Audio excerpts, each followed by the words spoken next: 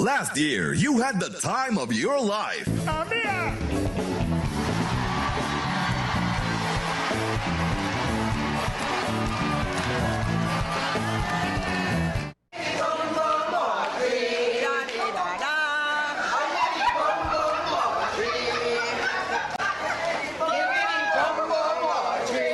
This year will be even more fantastic. Get your tickets now for Gone But Not Forgotten 2. I feel like home. They gave us the memory. Woman, you could run away too. They gave us the rhythms of life. Now let's give them their flowers. Trinidad and Tobago, join us for a special tribute to our legendary musical icons who have passed on in Gone But Not Forgotten. Including Funny, Swallow, Singing Francine, Shadow, Arrow, Maestro, Rootsman, Blacks, Sandoli, Ras Shorty Eye, plus lots more. Their music still lives on in our heart. An unforgettable night as we celebrate their legacy in Gone But Not Forgotten. Wednesday, February 4th at Napa and Thursday, February 5th at Sapa. Showtime both nights, 6:30 p.m. Your master of ceremonies, Sonny Bling. Tickets $300 and $250. Early bird tickets bought by Monday, January 26th cost $50 less. Available at Crosby's, Jumbo Foods Barataria, Mart's Liquor Palace, Digo Martin Main Road, all Kenny Sports, Western Union, Tuna Puna, all Extra Foods, Athletes by the Park, and IslandEtickets.com. An extra $10 off for online purchases. For more info, call 732-3402. Gone, but not forgotten. Hello.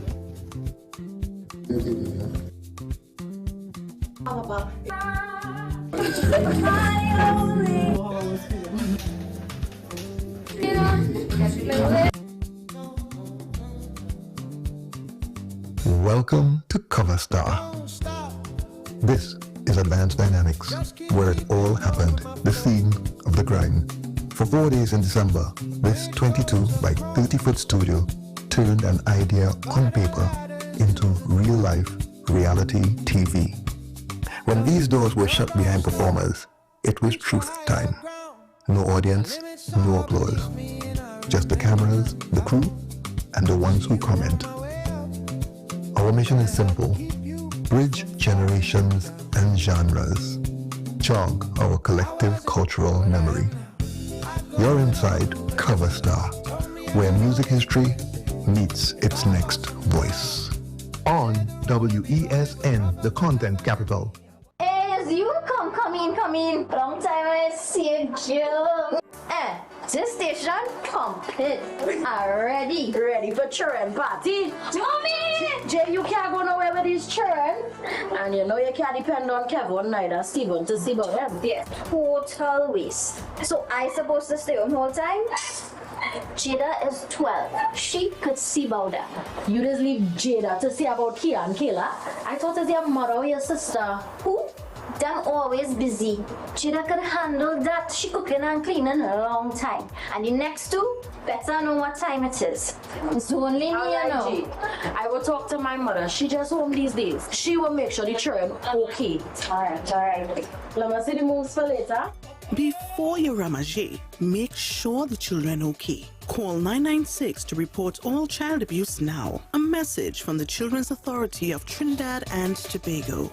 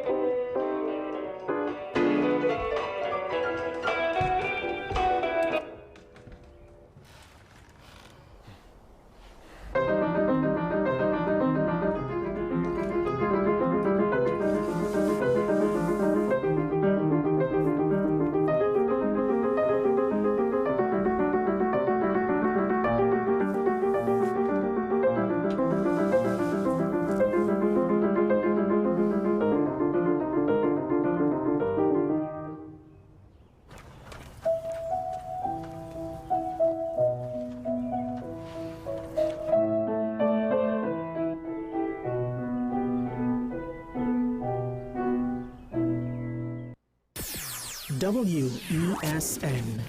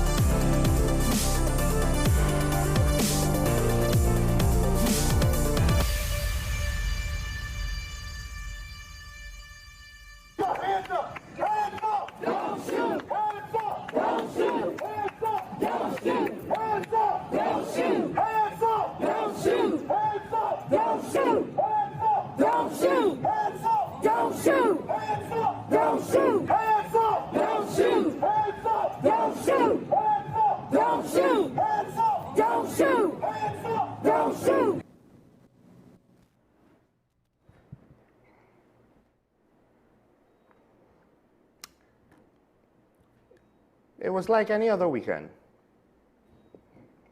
And then a video made rounds. And I can't speak to the rest of my colleagues. I remember seeing the initial story last week, and it was one of those things where, what was I supposed to say?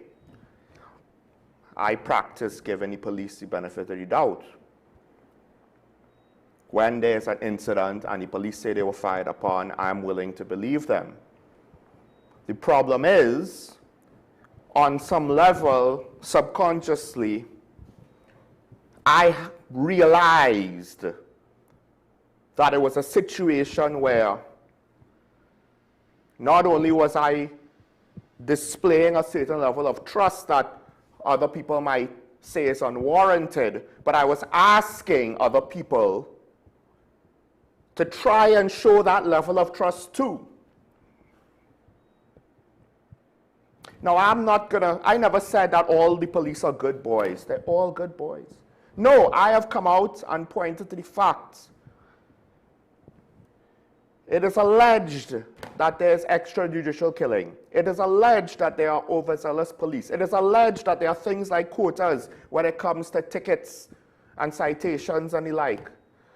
It is alleged that there are police officers that accept bribes, that remove wanted suspects from cordoned areas where they're being searched for out of the cordon zone safely.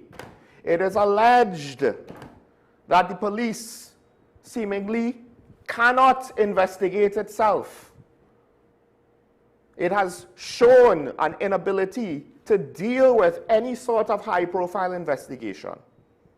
And based on the public utterances of senior leadership in national security that directly is in charge of our police situation, it is known that things like body cameras and, dare I say, although I don't know for sure, but I highly suspect dashboard cameras are not tools in the inventory of all police officers that operate in the field in capacities where these tools would matter.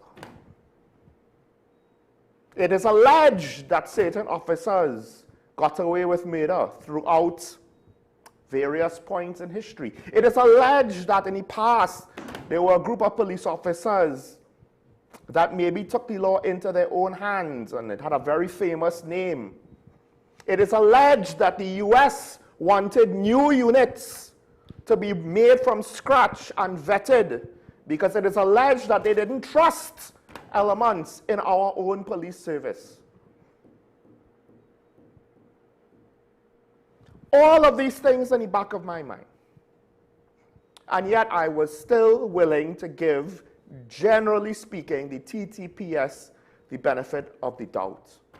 So in a situation like what happened last week, I didn't have much to say because there wasn't much known except what the police claimed. Let me go with what the police claimed first. I'll read one of the original reports.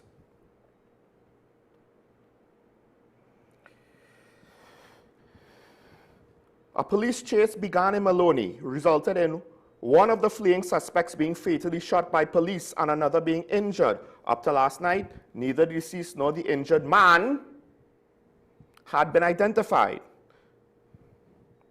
Police shortly said afternoon officers on patrol in Maloney attempted to stop a white Aqua with two men.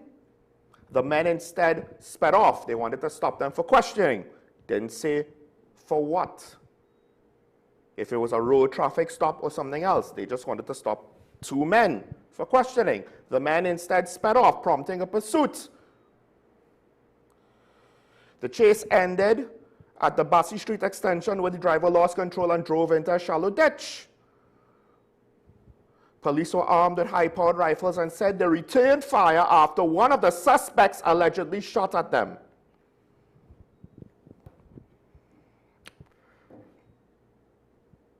Following the exchange, officers retrieved the firearm used against them and transported both men to the Eric Williams Medical Sciences Complex, Mount Hope, where one was pronounced dead on arrival. That's what was said. There's not really much to go on, right? I'm not necessarily going to be gung-ho about a police shooting. I'm pretty sure I never said, yes, kill them all. Because apparently one resident is quoted in this report to have said, the killing of the wicked is cleansing of the earth. I mean, yeah, some could say that's what the Americans were doing too. Except there was one small issue. Well, more than one really. But when you, apparently, a homeowner had a videotape of the entire shooting. And when you watch it, somehow it leaves you with questions just out of context if you didn't read any of the reports. But then when you read the reports, it leaves you with even more questions. So let's run the original, well, not the entire original footage, right? This was published, I believe, on Crime Watch's social media. Photos of it have been revealed in the papers on Saturday and Sunday. So I cut out the part of the shooting. Let's run that.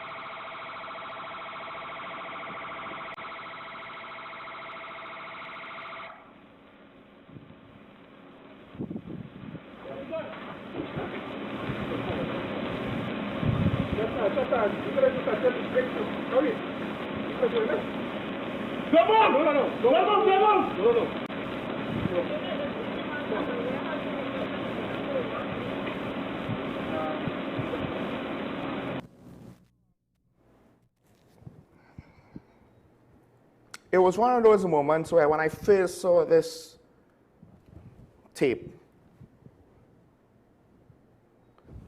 I'm going to give the police the benefit of the doubt, right?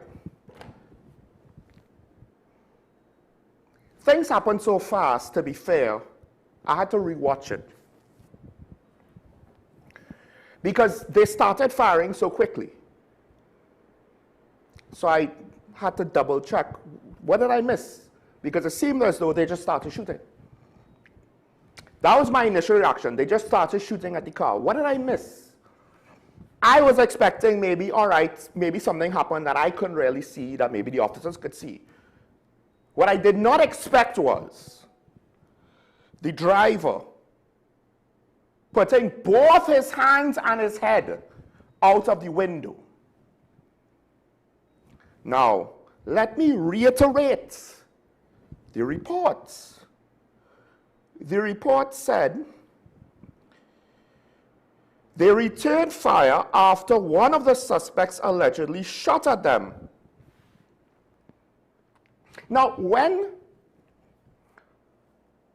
this video made the rounds, again, courtesy Crime Watch, kudos for them for putting it up. Grateful that it's in the public sphere. when this video made the rounds, I have never, throughout my weekend, I try to allow my weekend to decompress, right? If stuff comes up, I'll pay attention to it. But I've never basically spent time throughout the weekend just to look up what is the public response for one story over the weekend. Maybe I'll do it on a Sunday. But I was very curious to see what is the official word coming out of this incident. What is the statement coming out of this incident? Is there any more information? Because if you just look at the video is extremely damning. Because in theory, you want to arrest people alive that show both their hands in the sky. When both your hands are in the air, it's really hard to also have a firearm and to shoot at the police. Now, if you listen to the audio, the first gunshots, I could be wrong, the first gunshots that you hear is a 3-round burst from one of the police officers' galils. Now, unless they have a similar sounding caliber rifle that they were trying to shoot at the police and got shots off, dare I say, there is no audio of the suspect shooting. Let's go now. There's an article that came out after this video was circulating, and it has a quote from the Commissioner of Police. I don't know if we could put that up. This afternoon, this is a quote from Tuesday, or from Wednesday, from Tuesday. This article was published recently with more information about the incident. This afternoon, officers of the North Central Division were engaged in a high-risk vehicle pursuit when the car ran off the roadway at the corner of Ducky Singh Street and Bassey Street extension to Valsayn. The occupants, instead of choosing to surrender,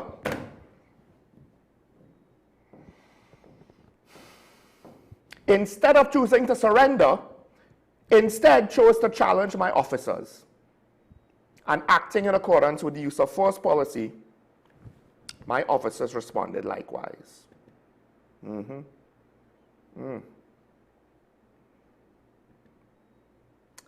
It reminds me of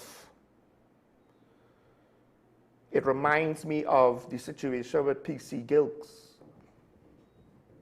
The commissioner came out with a version of events that eventually forensics determined to be not true. Now, we don't know what happened to those officers involved. All we know was that the ballistics, the forensics involved determined that the deceased officer in that confrontation was shot from behind in the neck, not from in front, and therefore, I believe it was reasonably concluded by everyone involved, by the general public, that the suspect did not shoot the officer.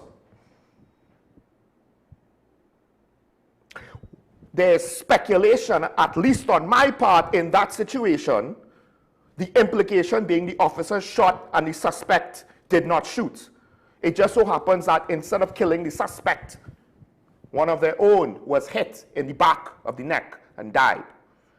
The key point of the parallels were, in both situations, evidence came out after the fact that contradicted the versions of events by the commissioner. The only difference is, with former acting Commissioner McDonald Jacob, the authorities released the information.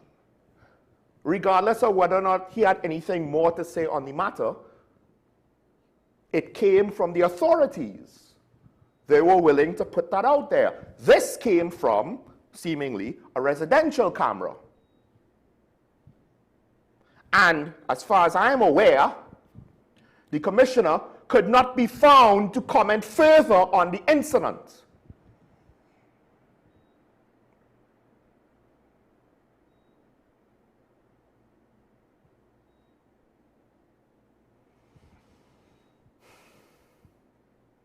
I'm going to go through a few things now, and I'm probably going to have to reiterate it later on in the show. And this has more or less dominated the work part of my brain over the weekend, right? You know, I had a nice night with family Friday night. I had a relaxing day Saturday. I had time with my friends Sunday. My team won their game and is now in the Super Bowl in 2 weeks. And yet this is there in the back of my mind. And in the back of the mind of people that I know. And from what I understand, for those that saw the footage, it has sparked further discussions about what's missing in this equation.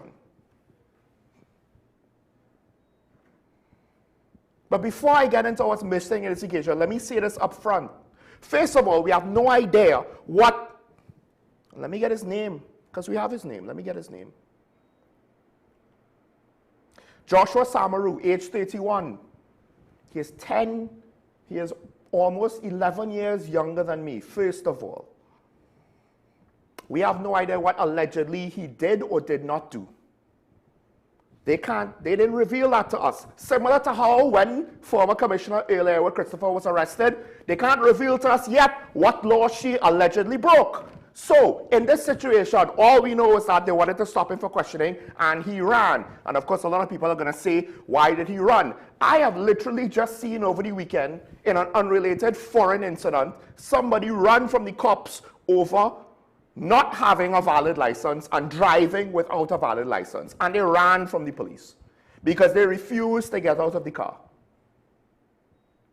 They were so afraid of the police because the police were trying to deal with a driver that did not have a valid license, and I believe the car did not have a valid license plate. The car might have had no plate.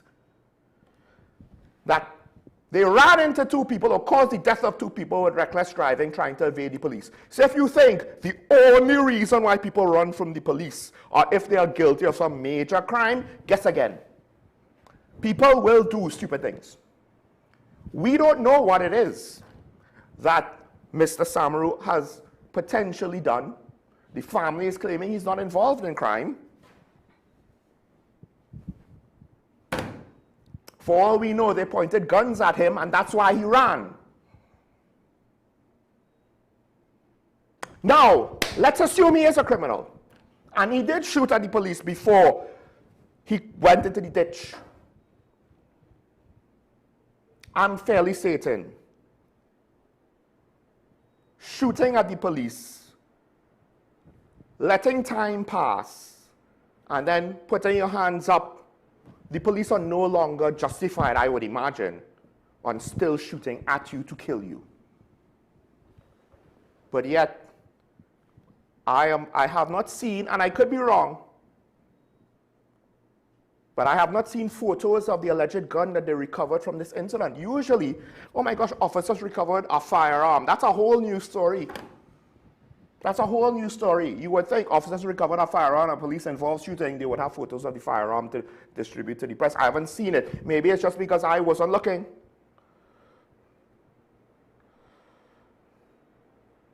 Oh, by the way, the initial report said they were chasing two men. It was two men. One of the men fired at the police. Can we go back to the article and scroll up? I want to show a picture of the second guy. The article with the commissioner's quote. I don't know if we could get that up.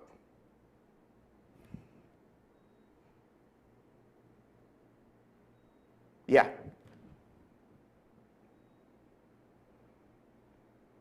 Yeah, that's the second guy. 31-year-old Kaya Seeley.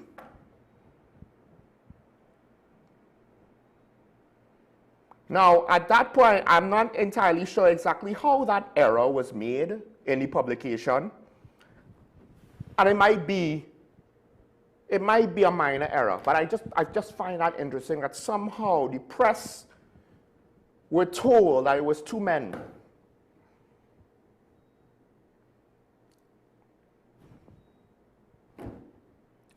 Of course, it came out later on that she survived and it was a woman.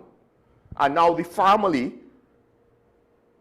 well, the family is, to put it very mildly, crying foul. The family of the deceased. I don't know the extent that they're going to go, but you could understand, again, to say it very mildly, they're upset. Because, think about it, let's just say he's a criminal. What do you think criminals are going to do when they see someone put their hands up and still get shot?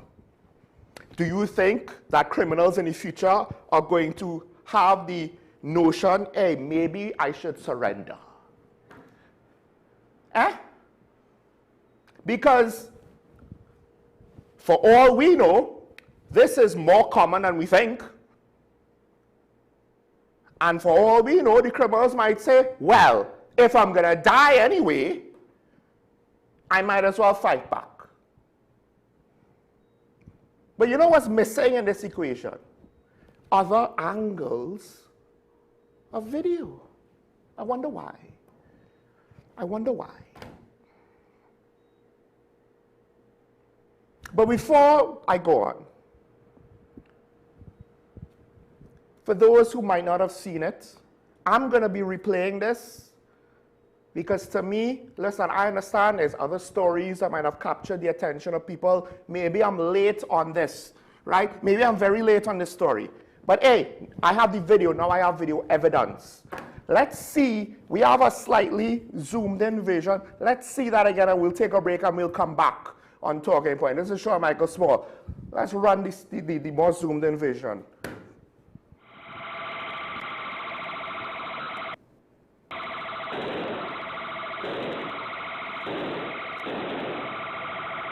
Go to the bridge. Just go to the bridge.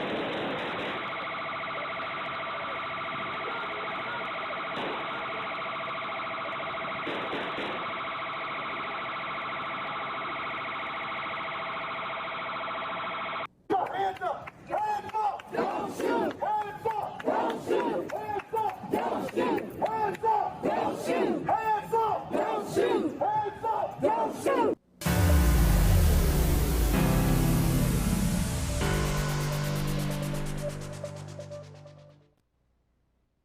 Last year, you had the time of your life. Amplia!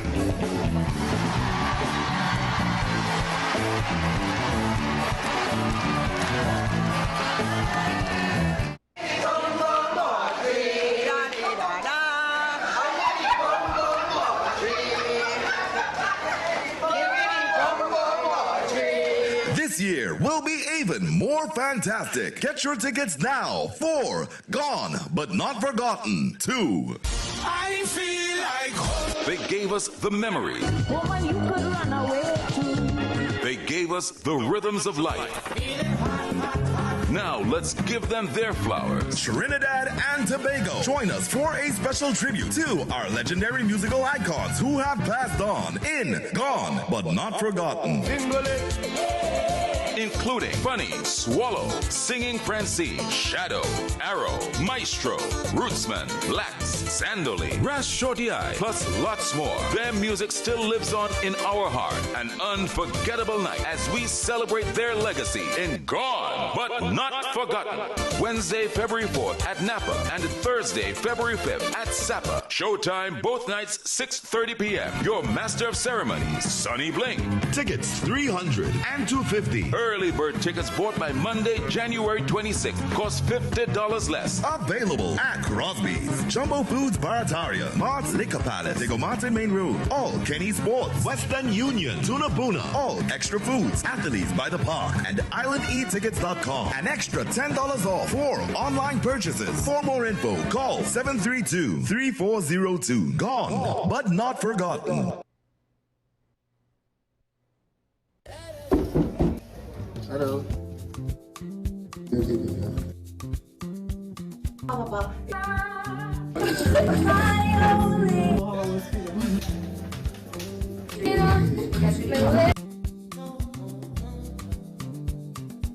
Welcome to Cover Star. This is Advanced Dynamics, where it all happened, the scene of the crime. For 4 days in December, this 22 by 30-foot studio turned an idea on paper into real-life reality TV. When these doors were shut behind performers, it was truth time. No audience, no applause. Just the cameras, the crew, and the ones who comment. Our mission is simple. Bridge generations and genres. Jog our collective cultural memory. You're inside Cover Star, where music history meets its next voice. On WESN, the content capital. As you come in. Long time I see you. This station complete. Ready for children party. Mommy! Jay, you can't go nowhere with these children.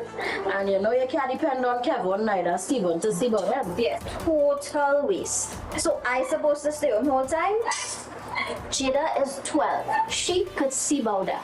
You just leave Jada to see about Kia and Kayla. I thought it's your mother or your sister. Who? Them always busy. Jada could handle that. She cooking and cleaning a long time. And the next two better know what time it is. It's only me, you know. I will talk to my mother. She just home these days. She will make sure the children okay. Alright. Let me see the moves for later.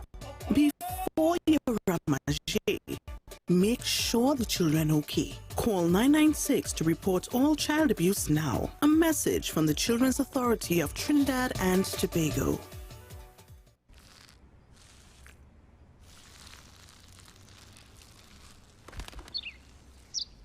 Maybe he landed here totally by coincidence. But if by chance he's admiring your fresh coat of Benjamin Moore soft sky blue, well, that's a pretty high compliment. Coming from an expert.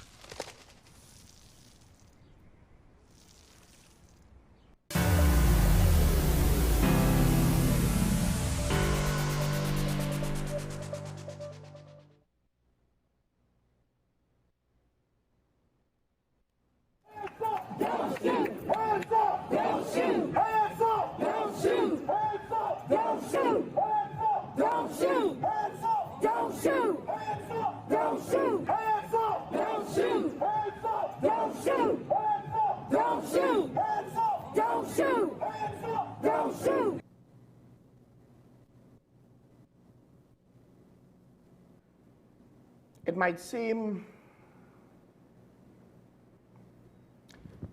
I take a principle stance on certain things. My interpretation of principle means it must apply across the board.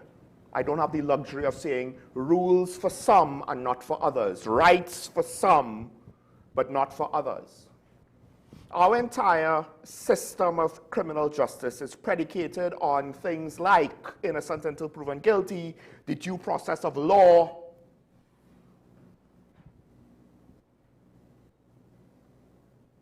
Can anyone tell me exactly what the crime was to warrant this response? It's one of those things where if you did nothing, it's kind of hard to say you're resisting arrest when you're protesting the fact that you did nothing, right? It's one of those catch-22s. You can't arrest, you know, it's very difficult for people to buy that jive. We don't know what he was allegedly resisting. We don't know what the suspicion was. We know that they were looking apparently for two men.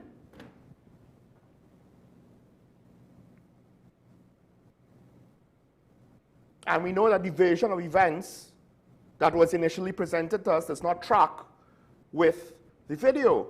In fact, the attorney for Ms. Kaya Seeley, Fayola Sandy, at least in one article, is quoted to have saying, well, first of all, it's reported to have saying that she viewed the footage.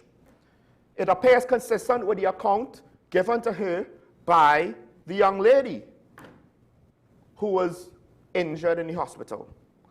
Quote, in my respectful view, the footage raises serious questions and appears inconsistent with the aspects of statements being circulated publicly. Despite repeated efforts reported, this is reported, Despite repeated efforts by Seeley's legal team, police have not provided clear information regarding the legal basis of the operation. It's not the first time I've heard that jive. Quote, notwithstanding repeated efforts by counsel to obtain lawful clarity, the Trinidad and Tobago Police Service has not provided clear particulars identifying the specific offense or offenses alleged, nor any confirmation of an investigating officer formally assigned, save that a named officer is expected to be appointed. She is quoted to have said further, in those circumstances, public statements being made by the TTPS at this stage are, at best, premature and risk undermining public confidence in the transparency and accountability required in a matter of this gravity. I ain't gonna lie, her saying that is being nicer to the service than I would probably have expected. She's doing their job for them by saying that. Public statements being made by the TTPS at this stage are at best premature and risk undermining public confidence in the transparency and accountability required in a matter of this gravity. Also, you could tack on transparency and accountability of the Trinidad and Tobago Police Service.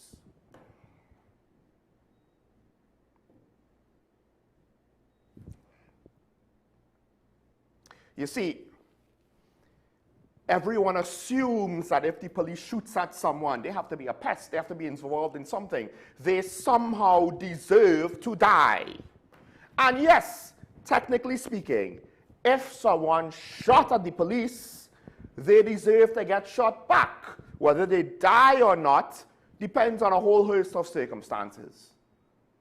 But if they're shooting at the police or shooting at the general public, yeah, you're gonna get shot. I have no issue with that. If you listen to the audio, and I went into, not my edited version, but during the break, I double-checked, listened to the raw.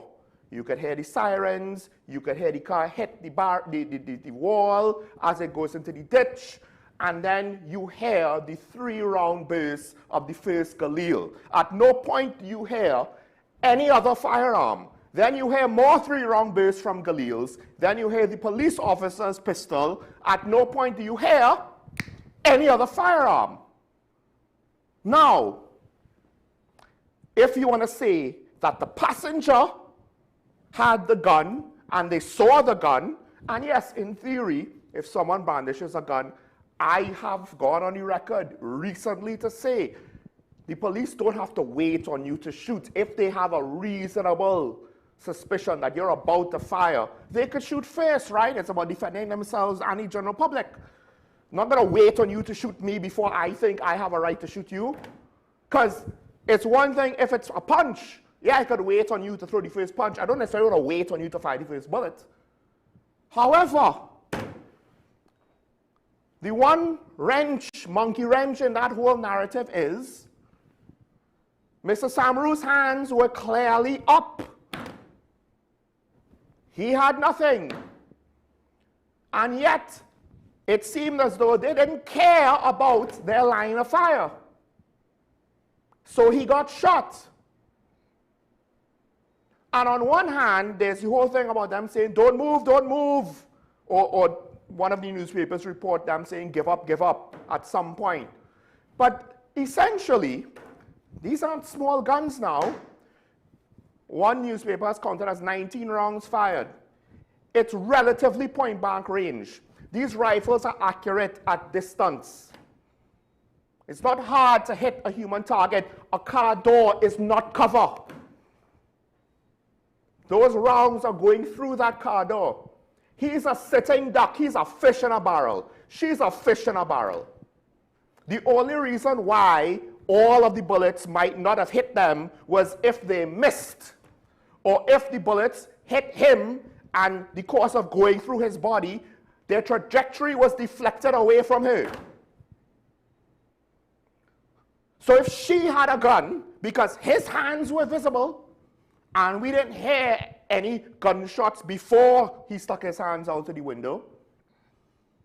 I would just like to know, someone please enlighten me, how is it justified to gun him down to try and shoot her if she allegedly has the gun? The gun that has never appeared in any form of media that I have seen, and again, maybe I'm wrong. Maybe I'm wrong, but I do believe, here's what one report, how one report put it. This is from the Express. A lot of this is from one of the reports from the Express.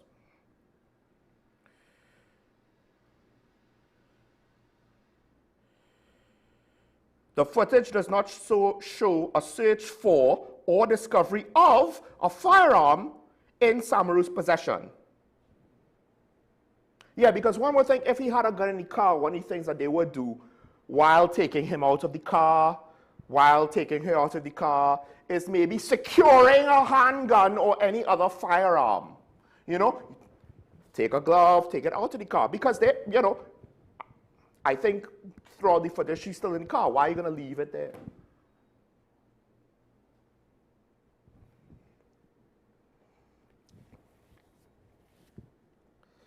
The commissioner described the shooting as occurring during a high-risk vehicle pursuit.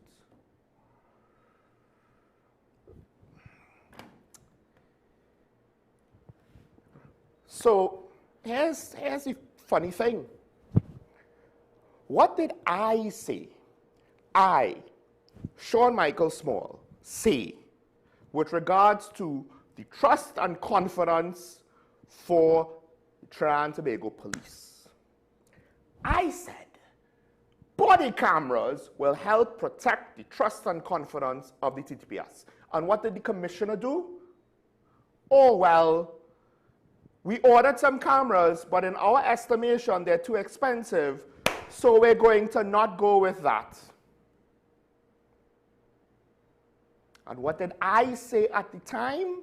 I found it incredulous. One, you're going to put a price on safeguarding your officers and the police service's reputation. And two, when you look at the price of camera systems, it didn't seem that far outside the norm, which made me wonder, A, was the police service trying to do things on the cheap with what I believe to be critical equipment? Or B, they really didn't want it anyway, and this was just the most convenient excuse. I don't know what the truth is, but I do know that with this Zozo bill, all of a sudden you had the Law Association, right? I think you had the Police Complaints Authority. You had a couple of stakeholders basically say, hey, maybe we should make body cameras mandatory in order that if incidents happens, there's more video evidence that maybe could exonerate the police. But in the infinite wisdom of leadership, it's not a priority. In the infinite wisdom of the Minister of Homeland Security, he's part of this. He wants body armor. That's more important than body cameras.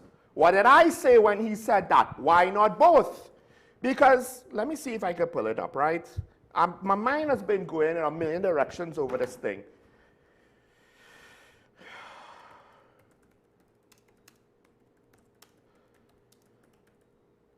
I said, why not both?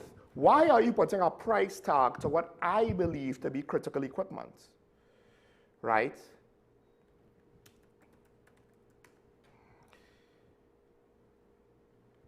Let me just get the price here. As told to us by the commissioner, the $24 million contract for 3,000 body cameras was terminated in order to save money.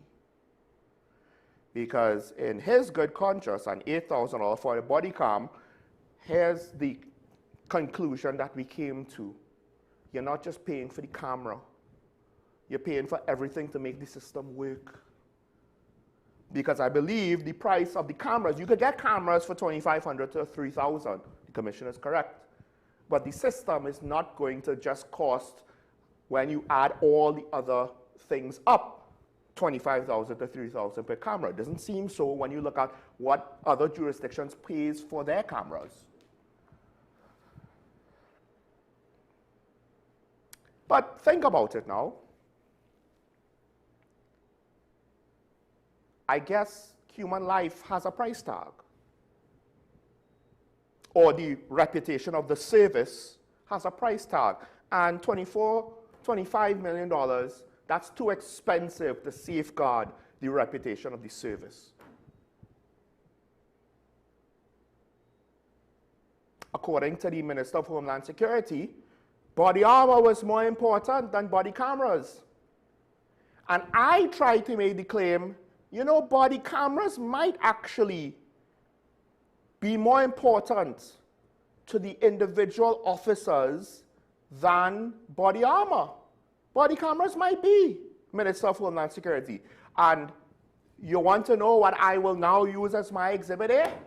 This shooting incident. Because in this shooting incident, there's zero evidence, despite what the commissioner said, that those officers were shot at. Zero evidence. But you know what could have provided you with the evidence to justify that claim? Body cameras. So now, what we're going to get is some version of, well, that's not the whole story, and blah, blah, blah, blah, blah, and blah, blah, blah, blah. Maybe they're smart enough to realize they can't BS their way out of this one. Because regardless of if there was a gun, where's the gun? If the other occupant of the car had the gun, Mr. Samaru had his hands up. That is generally the universal indicator of I surrender. So it is increasingly both ironic in the most tragically funny way that leaves me extremely bitter. It is upsetting, and it is to some extent ridiculous that one of the newspapers took note, apparently, of the police extolling the people in the car to give up. Because, again, when Mr. Samaru was trying to give up, he got shot.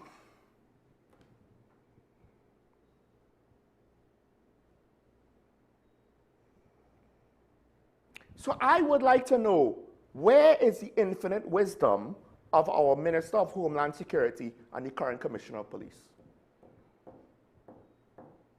I mean, let's look at the Commissioner of Police there. Look at what he's wearing, right?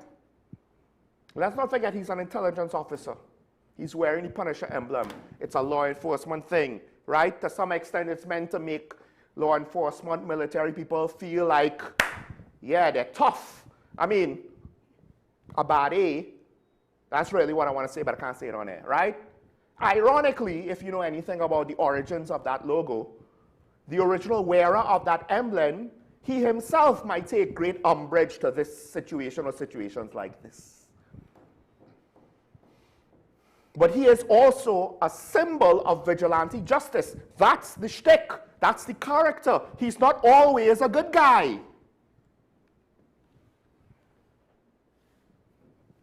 So what is it that you're trying to profess? Support for the Prime Minister's ideology of kill 'em all?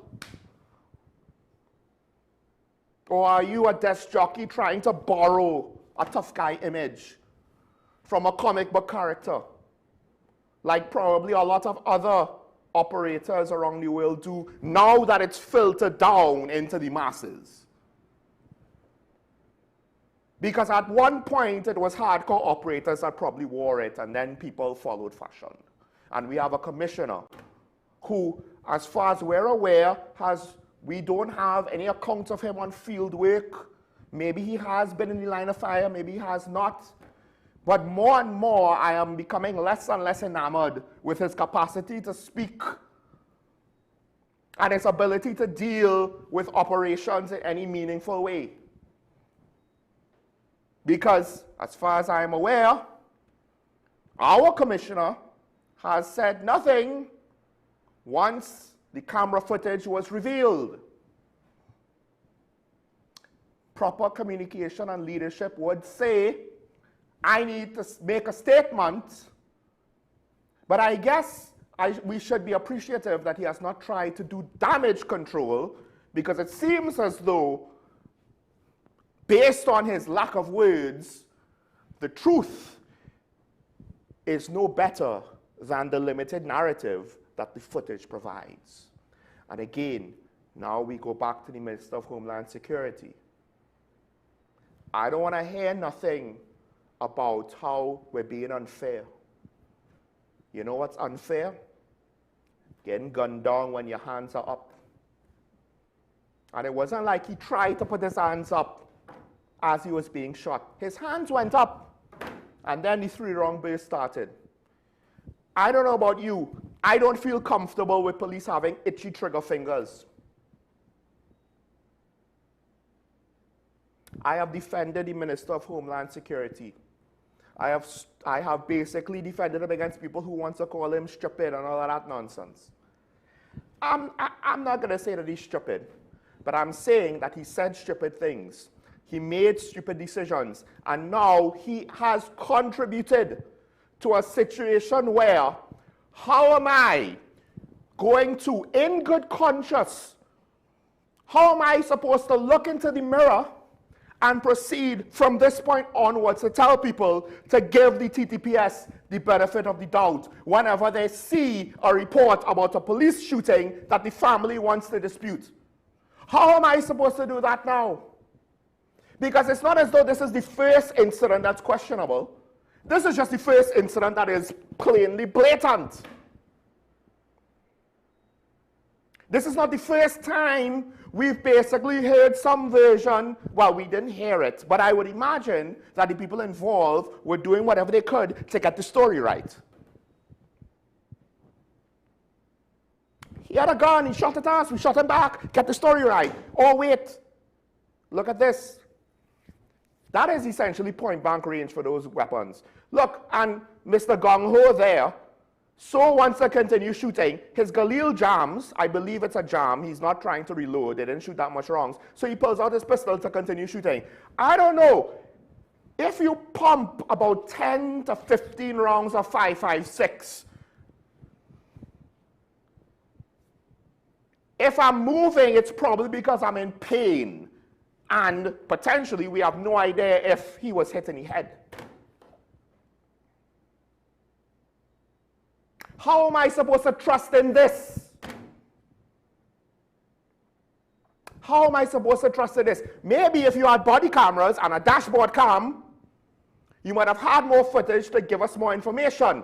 Anything the police says that cannot be backed up by evidence is going to ring hollow. It's just going to ring hollow. That's point number one. Point number two, I don't think there's any narrative that could justify shooting Mr. Samaru. Anything with regards to the justification of the young lady, that's all speculative now. That's their word against camera footage. Good luck with that. More importantly, there was a whole trial where the key witness played funny business with her testimony, where the statement, one squad, one song came from. That's in the public zeitgeist. That's in our collective consciousness. And I'm going to take this opportunity to point out, I've always said not all cops are bad. There are good cops that keep the system running. But hey, let me maybe send you a little warning. Your reputation is sinking in the toilet too. The question was asked by the media, are these 3 officers still on duty? That's a reasonable question to ask, to be honest. Right? Because they have displayed something that is not an example of good judgment in a confrontation. Because I don't know about you, but I hope police regulations do not say, if you see a suspect with his hands up, open fire. I don't know, that seems kind of like basic, right?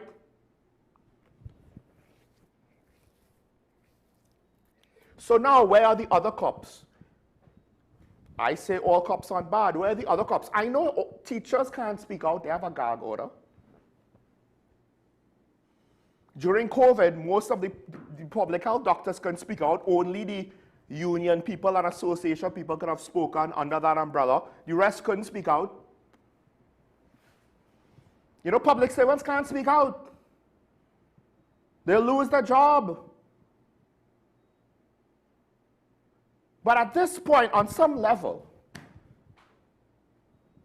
I mean, even the police union is more concerned about protecting police officers under suspicion, it seems, than protecting the reputation of all of its members who are clean. So if you're unwilling to defend yourself, you are going to be guilty by association, because this is not the first time. This is not the second time. This has reached the point now where I believe people think of this, oh, it's literally just another Tuesday. That's my fear. That too many people are apathetic to this situation because it literally is, well, it's just another Tuesday, Trinidad or a place. Police shoot another person again. Remember, this person isn't technically convicted of anything with regards to this situation. What if they confused the people in the vehicle with somebody else? I mean, wasn't that literally the situation with the 6 cops who were exonerated from the Maruga triple murder? The person that they are suspected to have been trying to arrest was not in the vehicle. It was his vehicle, but he let 3 other people go in his vehicle. As far as I'm aware, I don't think they were really convicted of anything in the moment. I mean, that is what's alleged. One squad, one song.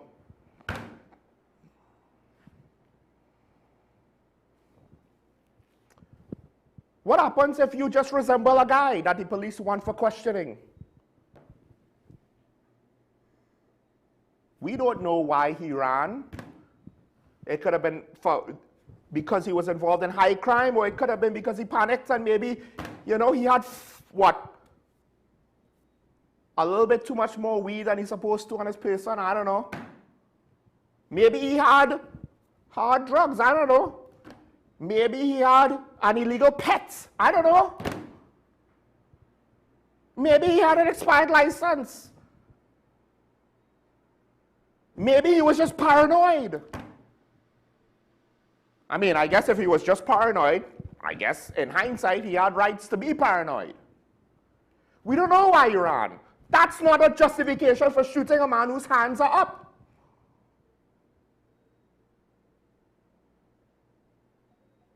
So what if he was a mistaken identity? That's the problem if you condone this, if you accept this.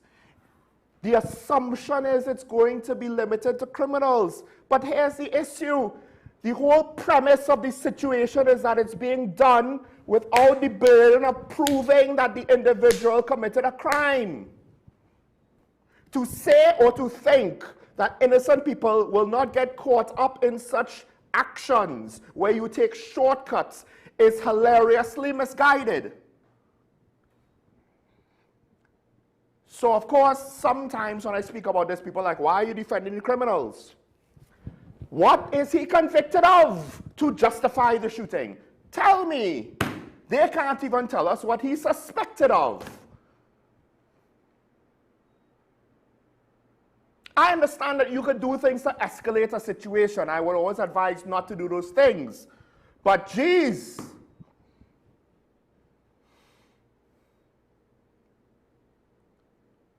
Maybe there was a more insidious criminal mastermind. I don't know. Some scenario that would have been such... It's not on film. It's hard to assume that there was some trick with him putting both his hands in the air, sticking himself through a window. It kind of leaves you in an awkward position where you could do nothing to resist.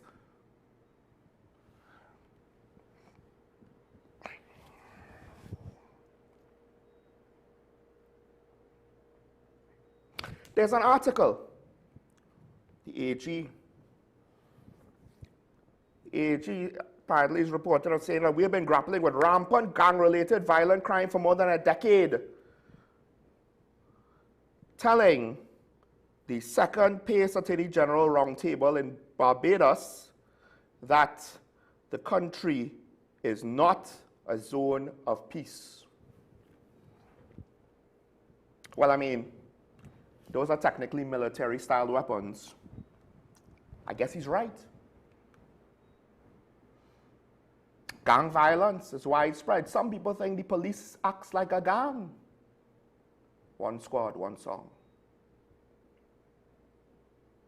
But there are some officers that utilize their police credentials to kind of act like a gang, whether they're doing illegal activity or circumventing the rules to try to clean up the streets. Except funny how they don't ever, how often do they clean up the drug lords or the gang bosses or the drug smuggling or the arms smuggling? Funny how we never get a police shooting incident, or hardly ever get a police shooting incident when it comes to, oh, we got all these guns and there were criminals there, so we told them to surrender and they shot at us and we killed them. We never hear that. It's always some random street guy. It's never anybody of consequence when it comes to actually trying to stymie the crime by going after the decision makers. Never that. We have Claxton on the line. Good morning, caller. You're on the air. Caller, good morning. Hi. Morning. Yeah, well, Sean. Yeah, morning.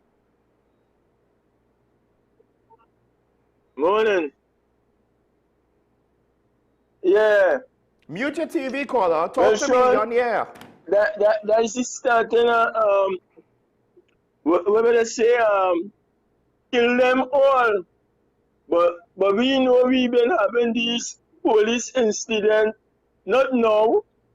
It's years we having this, you understand? And then we giving them more powers again, you understand? And we seems like we under a kind of tranquilizing drug, a gradualism that everybody just quiet, especially with this government, you understand? It's just, everybody just go on silent. We not hearing from the Prime Minister. We not seeing her. She tweeting like Donald Trump and doing all sort of things, and nobody seems to be bothered. You understand? So this is the kind of things that we have to expect. When you have people not united in our country, all they see is race and religion, and they see, well, it's you and I, you understand? It's only when it come home. You understand? When it come home now, and it affects certain people, then we realize, yeah, boy, something wrong. You know this kind of way? But let's see how it goes. You understand? We will watch and we will wait. You understand? And we see how, like they say, the longest rope will eventually have an end. So we will watch and we will wait, Sean, and we'll see how much people will come out and make a stand for the country and not for the party. You understand? I thank you. Thank you, caller. I hate to say this, but technically there's a fatal flaw in what you just said. We have to live to see that day.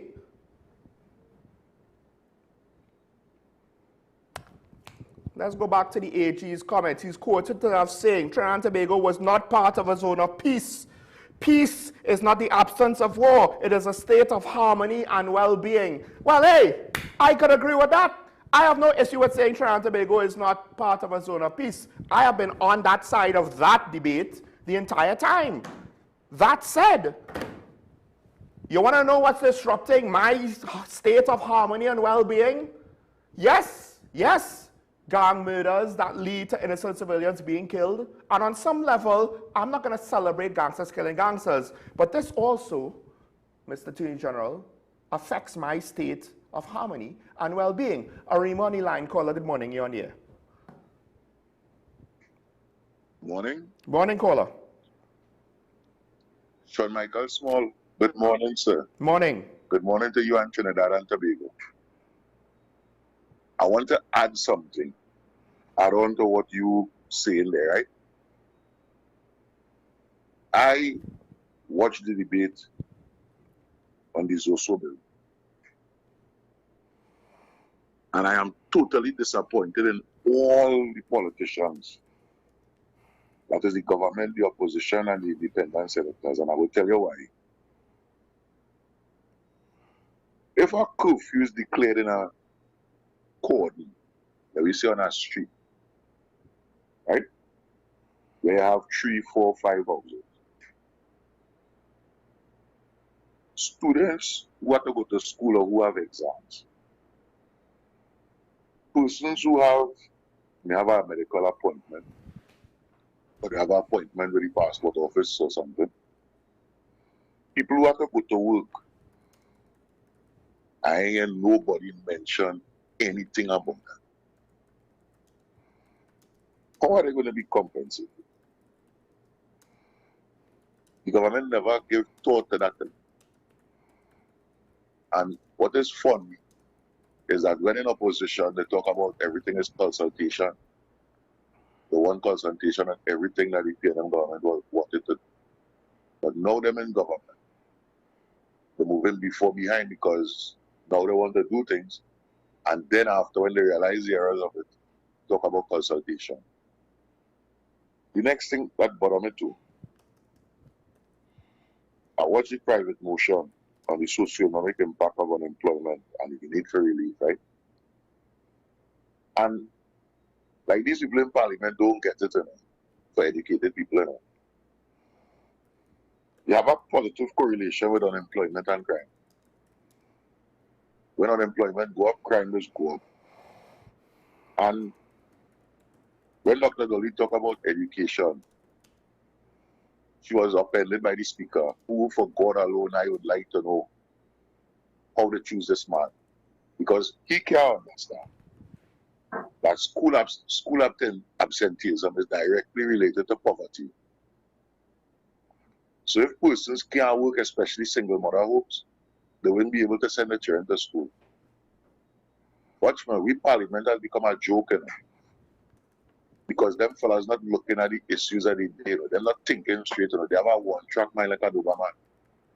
And that's not helping this country. They ain't thinking at all. And why I say I go add it on, because look at the behavior of the police. That was an execution. Because it's not only his 2 hands were in the air, half his body was also outside the car. His head up to his chest. So the police could see that this man had not. But the first man who came around, the GP came around shooting. He ain't came around asking no questions. Watch the video and you will understand. So if this also pass, and the Prime Minister now has the sole authority without any data or anything, she just has to get up and morning and so they see me, I ain't like Bangladesh, or I ain't like the Beatum, or I ain't like Seagulls. We call a curfew there. What is going to happen to the law-abiding people that live in there? Because crime in our country isn't in one place and it's all over. Watch me, yesterday my grandmother was 95, 96, sorry. 96. She lived on Barcelona Street, which is East Dry River. So if she had to go to the doctor and Barcelona Street have a curfew on it or any part of it, what they're going to tell me? I don't think the Treasury have enough money to pay the citizens because of the blunders and errors these clowns have a good day, Sean. Thank you, caller. Thank you, caller. I'll say this. I wouldn't say it's an execution, but I will say, it is as much not an execution as Brent Thomas was not kidnapped. That's how I'll put it. It was not an execution to the same degree Brent Thomas was not kidnapped. Speaking of Brent Thomas, well, we have Digger Martin in line. We'll take Digger Martin first, and I'll get to that comment. Good Digger Martin, good morning. You're on here. Good morning, sure. All this thing about this police shooting I have always been consistent. The police has found themselves into a position they have to be reconstructed. Now, I want to go back to an issue that could possibly help the police in their image. I will come back to this thing with this person in St. Augustine, but I want to go back to something that was said by the Honorable Senator David Naked. He identified an alleged perpetrator in the Akil Chambers issue. That person was a former minister, trade minister with the PNM. Robert Sabga identified two persons that supposedly was involved in this heinous crime. One, he said, has died. The other one is alive and possibly roaming the place, doing all sorts of things still. This is a good opportunity for the police to intervene, find out all the information. Most of the people in that heinous act at that party, the witnesses are still alive. Two of the critical ones, one is in Canada, one is right here, who is related to a former prime minister. It is an easy thing from my vantage. I'm saying it is here. Get those witnesses and ask them, was this person in the party as identified by Senator Naked? Is an easy investigation. Get all of them. And ask who were the people close to him at the party. That is all. That will enhance the image of the police. Let me get back to the Bassey Street, supposedly saying police execution. Look at the surname of the person and juxtapose that to the surname of one of the persons who they say the U.S. military killed in international waters coming back to Trinidad. I'm not going to call the name. I don't want to do it. Our commissioner of police say when they tell you stop and make yourself available for questioning. He also said the ultimate consequences of not doing that. This gentleman was running away from the police. Why? Was he asked to stop? If they say gun play was at play here, I'm not condoning that he put up his hand on the police, might have acted in haste. How can he be driving at that speed and shooting back at the police? There was another person in the car. Was that person shooting back? So there's a lot of things that has to be closed off. But I'm going back to what the police said, the commissioner of police. When we ask you to stop and come in for questioning, please come in, because there is an ultimate action that might not be palpable as in this case. I'll go and have a nice morning. Thank you, caller. Here's the problem. Not obeying police instructions does not warrant being shot to death. And the account, the version of events by the police was not they were fired upon during the chase. The initial report said they were fired upon and then returned fire and killed them when the vehicle stopped. The commissioner also included that point. I'll actually look for it in both news stories.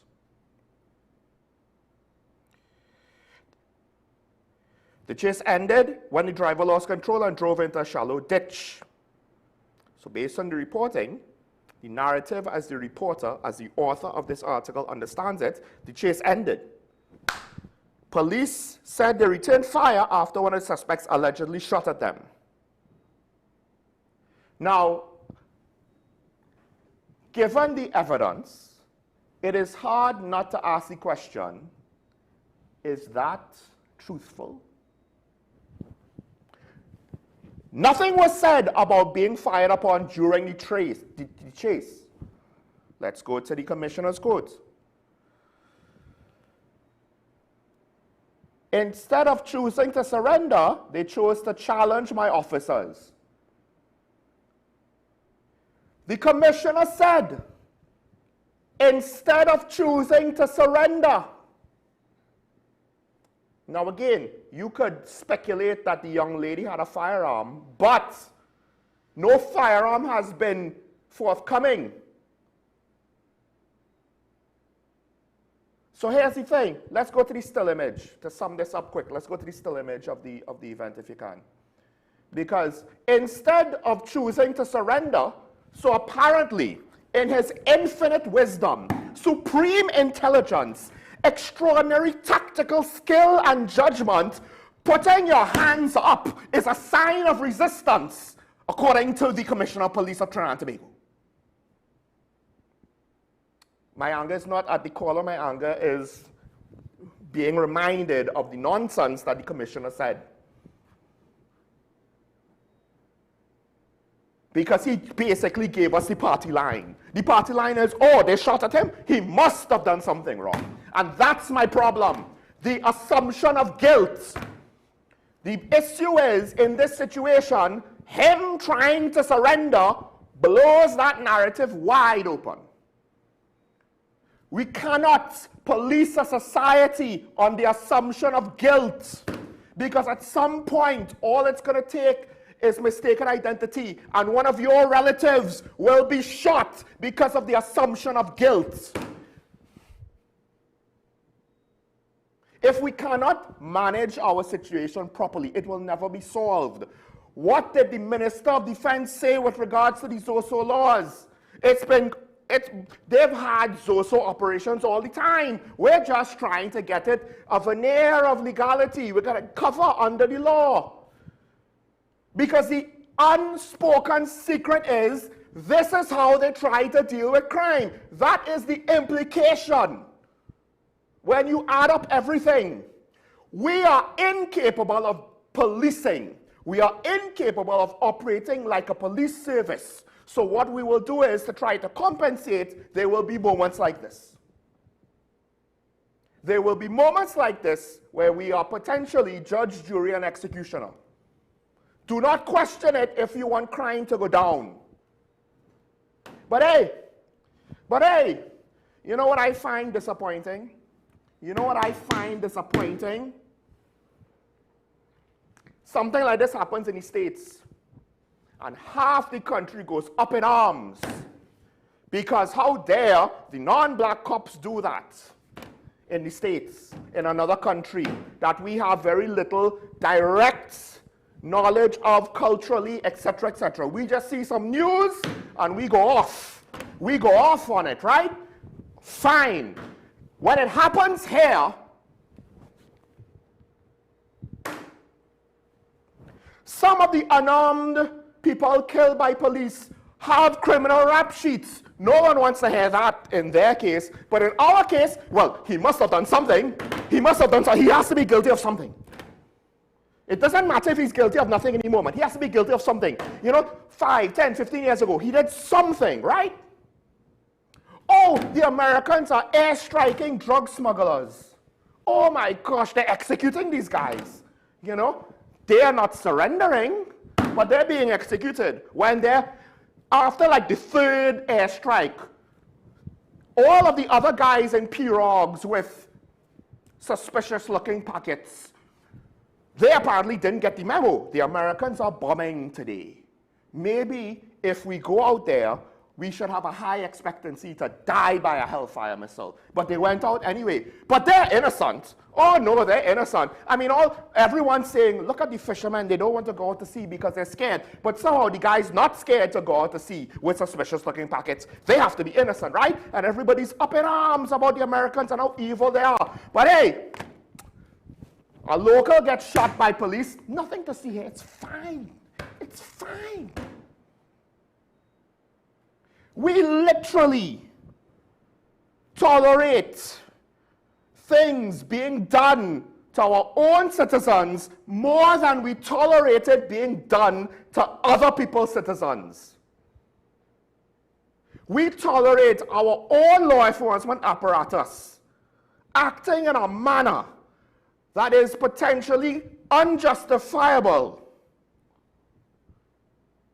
more than we tolerate other military or paramilitary bodies doing similar actions to other people. We will champion the cause for other people's rights, but we don't care about our rights. Because, hey, just kill them all, right? Except what is that going to breed? One of the issues in crime is that you have a subsection of the country that feels as though the system has abandoned them. You want to know who the system failed? You want to know who the system abandoned the most? Anybody that could relate to that guy that had his hands up and then they shot him anyway. Even if the girl had a gun in her hand, how does that justify him getting killed? That is beyond sloppy police work. That is to the point where those officers have a lot to answer for. I can't take what the commissioner or the police says anymore on this issue. How am I supposed to believe them when the commissioner basically gave us a version of events that has been directly contradicted with video evidence? Anything he says beyond that point is highly suspicious, suspect, not to be easily trusted, not to be given the benefit of the doubt. And let's not forget, the one member of the police executive that has spoken out on the issue, this is where it gets real rich. We don't have a photo. I've been so all over the place with this. But everyone's favorite deputy commissioner of police, that is obviously no stranger to controversy, she's been the one having to communicate to the press. I don't know why they thought this was a good idea.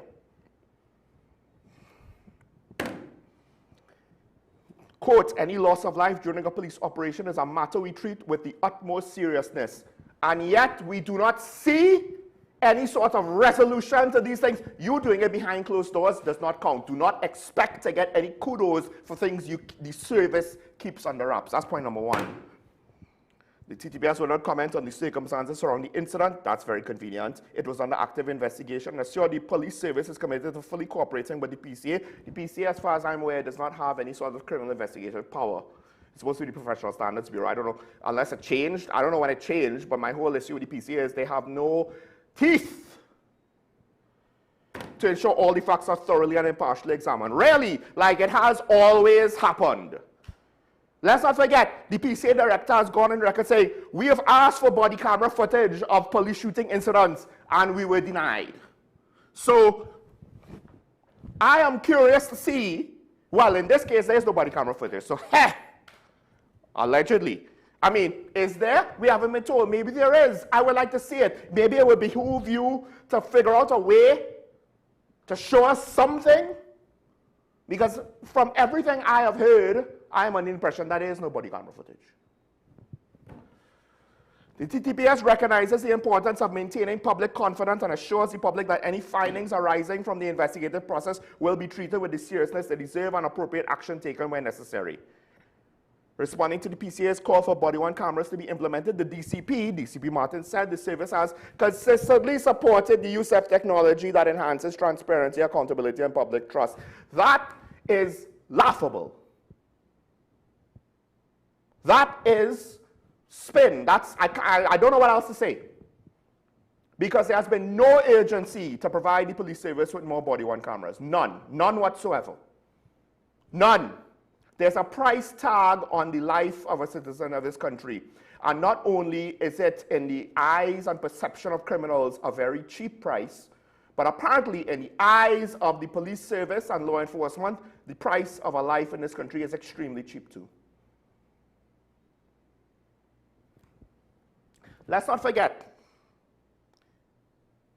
they are sending out the member of the police executive to try to reassure us to not to lose faith in the police service and to tell us that any findings from any investigation will be treated with seriousness. Meanwhile, what happened with the investigation into Brent Thomas's abduction What happened with the investigation into the chain of events that led to the arrest of the then sitting police commissioner? Where is the accountability on those two issues? Oh wait, who was one of the central figures of both of those things? DCP Martin. Now, those things don't necessarily make her guilty of anything here. To me, I want to know, why is it that you are sending an officer with a controversial history of having investigations on incidents that she was a part of that have gone nowhere, and this is who you send out to give the message that the police will do everything in its power to resolve the situation, as opposed to the commissioner putting on his big boy pants and coming out to speak when it's hard, coming out to try and show leadership when it's not easy, when it's not about having a cool soundbite where you could look like the next coming of the police messiah. When you actually have to face some fire, face some heat. Why is it DCP Martin being sent out there and we don't hear any more from you? Where's the Minister of Homeland Security? He was so gung-ho about the apparent, implied, unnecessary police cameras. That's below in the totem pole of needs. We need body armor to protect our officers from guns that potentially don't even exist in some of these incidents. But cameras to potentially provide exonerating evidence, where's that? I'll be honest, I have reached the point with these two gentlemen, at least emotionally, maybe it's unfair, but when people are dying, on some level I don't care about fair. I have reached more or less the point where I was with Euler.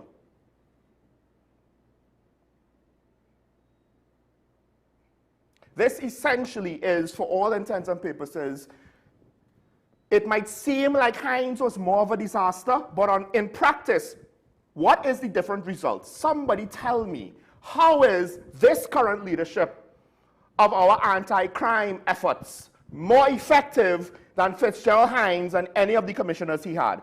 Explain this to me. Let's not forget, they had one, a state of emergency. Two, they had a lead-in state of emergency done by the previous administration, done by an acting commissioner of police that was holding down the fort before the current commissioner. They just took the reduced level of murders and were able to maintain it, at least up until now. I saw something where the murder rate is up in January. I don't know exactly to what extent, so I won't comment any further on that. I don't know to what degree it is higher or lower. All I know is, what exactly have they accomplished? Because they met the police service at a point where public trust and confidence was bad, was, according to some, non-existent. And what did they do to rectify the non-existent public trust and confidence? Double down on the usual BS that we have been fed for the last, I don't know, however many years, and somehow thought this would be a good idea. We'll win back the public trust. All we need to do is stymie the murder rate and arrest the gang leaders. Well, hey, look, you have had basically 6 months of a state of emergency and no charges of note. Just like the other guy. Just like the other guy. Where are the gang charges?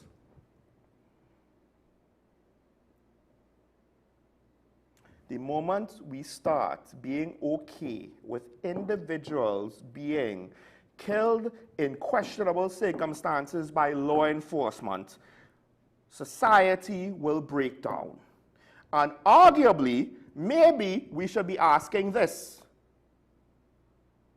Maybe the criminals shoot at the police regardless of whether it's a good idea or not, because they are of the assumption that they're dead anyway when confronted by police.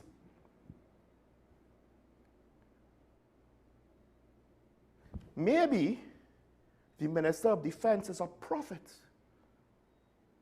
He's a prophet. Remember when he said it's better to be tried by 12 than carried by 6? If you don't trust the police, stand your ground and shoot them. Kill them. He said that.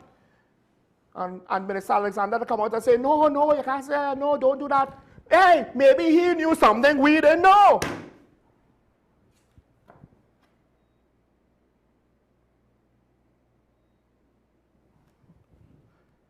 A.G. John Jeremy, my state of harmony and well-being was heavily disrupted by this, more so than any gang murder. More so than any gang murder, because it all comes down to this.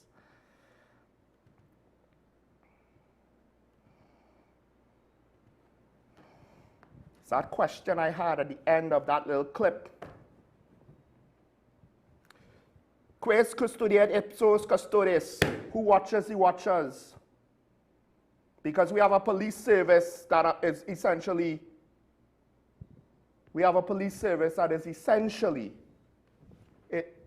being their own watchdog, because the PCA has been stymied from doing it. San Fernando on the line, caller, good morning, you're on there. San Fernando, morning. Good morning, Sean. Morning.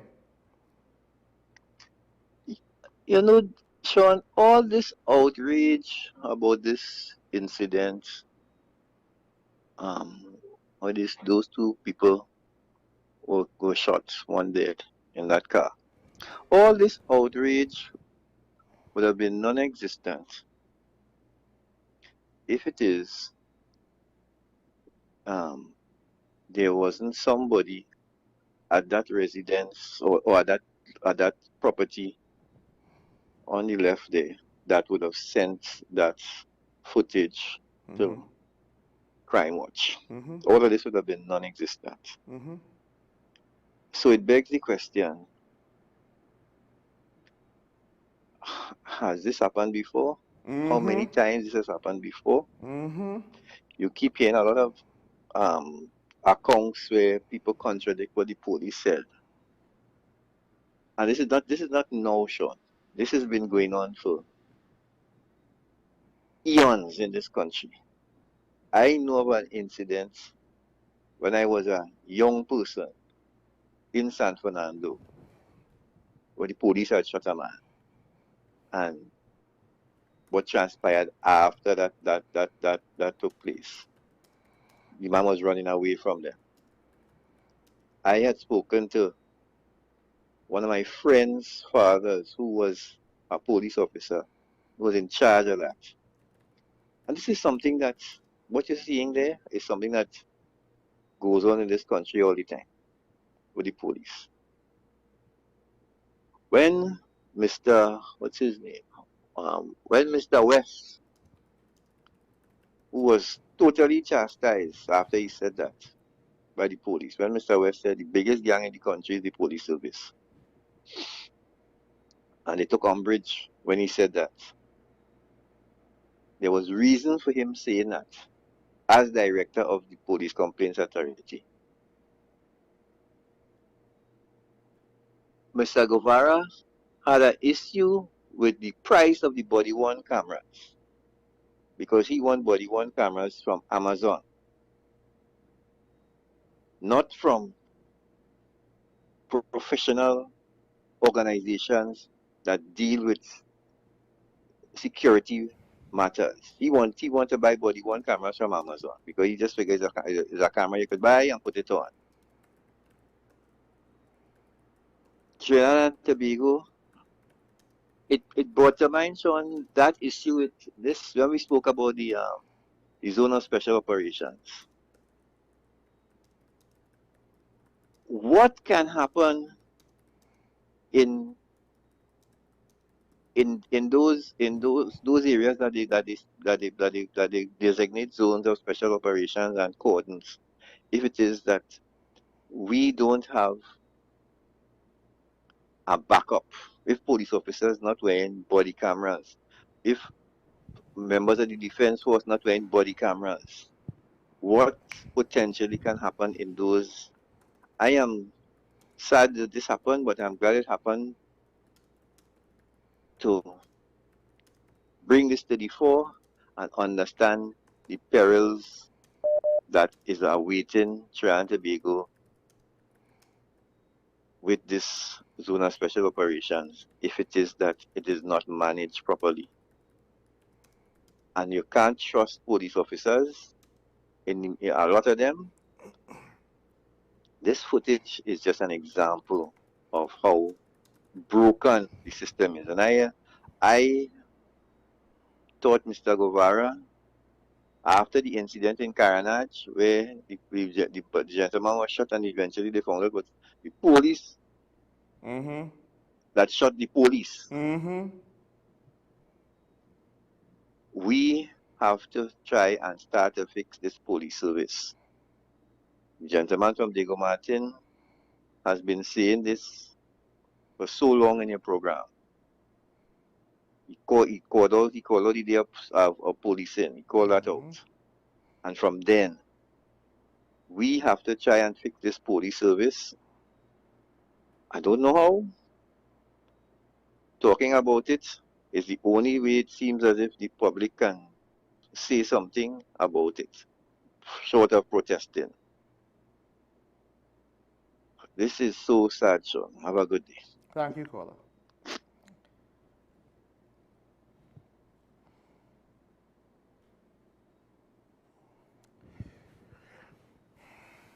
I come on air and I point out, hey, look, this civilian died in this gang hit. This other civilian died in this gang hit. Look, they sprayed down this group of people. Look how callous it is.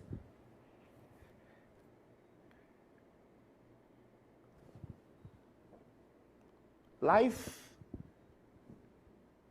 is a sacred thing. And I don't know if people fully appreciate that. You don't get to choose what life is valuable and what life is not. Deserving to die is a concept that is extremely dangerous. Because it's one thing to, in the defense of others or in defense of self, kill somebody. It's another thing for a society to say, the list of your crimes is so extensive, the threat you pose in the future is so bad, the probability of rehabilitation is so low, the best thing for us to do to safeguard the rest of society is to legally execute you. That is not things that are done or supposed to be done easily, willy-nilly. You do not get to decide some people's lives are worth more than others. And I'm not saying that we need to put on kids' gloves when we're dealing with the criminal element. But what I am saying is we cannot just take it for granted. All right, Mova, if you could mute the TV, you're on the air. Good morning. Good morning, Sean. You know,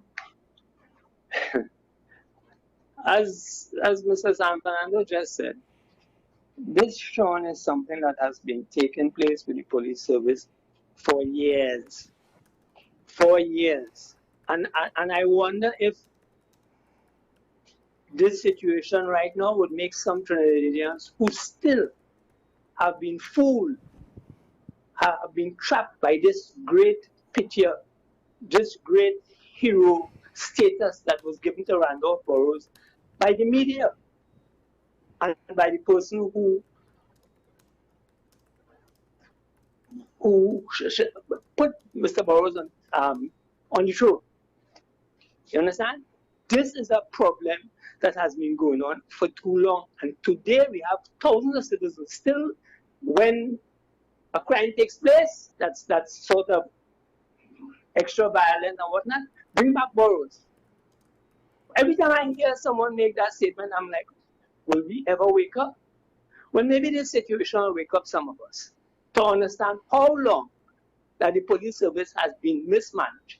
And this is why I will continue to applaud Mr. Diego Martin every time he calls in and he raises that situation about the hierarchy of the police service. And Sean, you know me, you know me again, I would still raise my pet peeve. This noise problem has a large part to do with failure of the police service. And I rest my case. Have a good day. Thank you, caller. You know what? I have to take that. I have to take that now because I was trying to look at the bigger picture. Not all police are bad. If it was, we would be in a total case of anarchy. But there were anecdotal examples known to me of police aiding and abetting noise pollution directly. Directly. Now, it's anecdotal. It might not be the whole service, but you know what? After this, I emotionally, objectively, spiritually, ethically, I don't think I could A, give the police the benefit of the doubt, or B, ask you to do that either. Definitely can't do the latter. Because anything I say now from this point on to that effect will be completely hollow. We have a call on the line. Caller, good morning. You're on here. Caller, good morning. Morning. You're on the air, caller. Go ahead. Hello. Go ahead. Yes, good morning. Good morning. Morning. Yes, Sean. Good morning to you and your listeners. I want to start by saying I ain't all over police. But I want to tell you something. When I on the road with my car, I have a lot of problem on the road. Let me say, my car, it has a license, right? So one day I was going down to Europe and police stopped there, the license officer. And I was telling myself, I say, hey, drive off, pass him. You understand? And I really do. But when the front of my car reach him, something told me stop. So I stopped. But I want to think on it. He let me go because I didn't have license for the road inspection. So by saying this, one of the things I looking at this incident here, and I say I'm no lover of police. I have a passion for them on the wrong side. Anyhow, what if the police stop you? Why would you continue driving and have the police chasing you? Why would you do that? Right? And another thing is, I saw some years in Port of Spain, the police apprehend a person in the Jeep.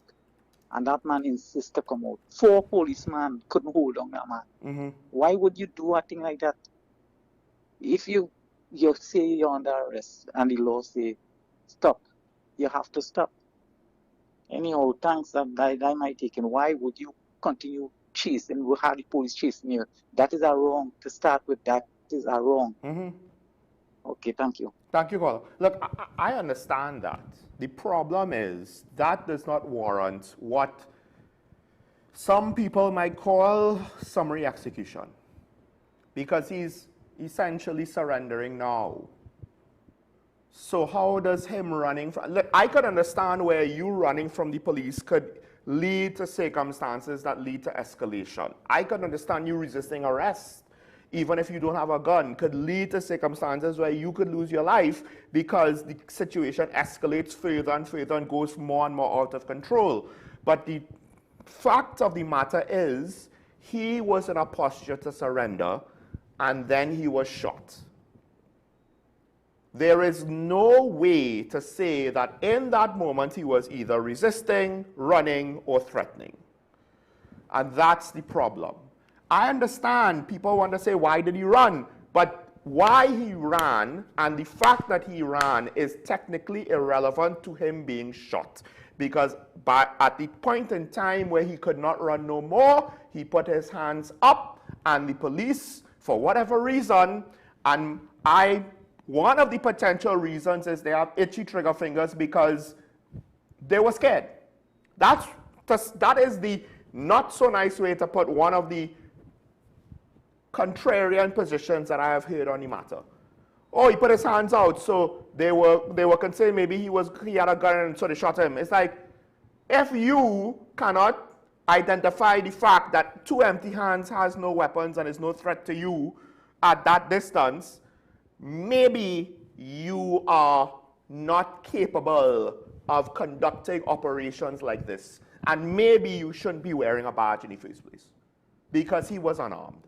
So I understand people want to question why did he run. I want to know why he ran. But you know who is also not giving answers to that question? The same police. They can't even provide us with that. They want to hide behind, oh, it's an investigation, we can't say nothing. That's very convenient. Listen, him running from the police warrants them arresting him. It warrants them further investigating into him. If he had any illegal contraband in the car, which they did not say that there was, but it warrants them searching the car, searching his person. Why did you run? Now we have suspicion that you're doing something illegal because you ran. That doesn't then go from 0 to potential murder. That's the problem with this scenario. That is the problem with this scenario. If it is this easy for things to be escalated, because consider the scenario presented to us. You try to surrender, they shoot at you. Okay, maybe you make the wrong decision. You try to correct things with the right decision, you end up dead. What does this mean? Anybody caught in this situation will not surrender anymore. And potentially, you will get officers trying to do the right thing who will get themselves killed because some of their contemporaries has caused the criminal element to assume that surrendering will get them killed. So let's not surrender to the police because the police have, at least in one incident, on camera, proven we don't accept surrender. There is no surrender in this situation. And that's the big question. Trinity on the line. Caller, good morning. You're on the air. Good morning, Sean. Calling from Trinity. You're doing a good job with walking and talking through this thing, boy. And the thing about it is, at the end of the day, I'm agreeing with most of the callers. The police service has to be revamped. It has to be reconstituted, reconstructed, and reconstituted. All right. The first, during the Black Power uprising, the first person who was buried, the first activist who was shot, I think it's Basil Davis, can't remember. He was shot by a police officer from an upstairs building somewhere on Frederick Street, and bullets hit him either on Frederick Street or in or Woodford Square. He was unarmed and he was shot by police. That's an extrajudicial killing because at the time the police service was considered an extension of the political party at the time. And that is how the culture of the police service being extensions of the political party, that is how that has morphed or evolved. And that is what it was. And we could cite many examples of the police refusing to investigate cases and the police gunning down people without proper investigation, right? And that has been like that for the past 50 years. And the police service needs to be revamped and reconstituted. The current crop of politicians don't seem to get that. Yes, they want to solve crime because they want to make points. You're applying for points, one with your vote bank, and you're applying for points with the opposition's vote bank. That's fine. Reducing crime is what government's supposed to do in conjunction with the police force, with the local law enforcement. That's your job. But if your tools and your methods of operation are not up to standard with regard to reducing crime, then you're in monkey pants. It's not working. It wouldn't work. It wouldn't work. You know what I mean? As you say, that ain't working here tonight. You cited the Akil Chambers thing and the Robert Sabga references. Police refusing to investigate with people because people have political affiliations with people who could get them promotions within the police service. The police service associations, or for want of a better word, the unions, battling for the people because certain men have to get promotion within a particular time, within a particular time and within a particular division. And that is how it is. The thing are a mashup. It's not a mashup, burn and throw it. That's just the way it is. That is my 2 cents short. So have a good day, Sean, and to the listeners, have a blessed day. Take care. Thank you, caller. I'm going to try to get through things quick. If the defense force is operating in these ZOSOs in civilian areas alongside the police, they too need police cameras. You want to implement ZOSOs and you don't have enough cameras for the police, much less the defense force? Yeah, I won't be surprised if more nonsense like this happens. Right? I don't know. Maybe my whole stance of, listen, I don't have an issue with the death penalty. I don't have an issue with the police shooting violent offenders in the midst of violence. I have an issue with shooting people like this. I have an issue with the Coast Guard killing a baby on the high seas and then also not doing anything to stop the drugs. Think about it now. What message does this send? This sends the message of, hey, young men, the police, they will shoot you like a dog.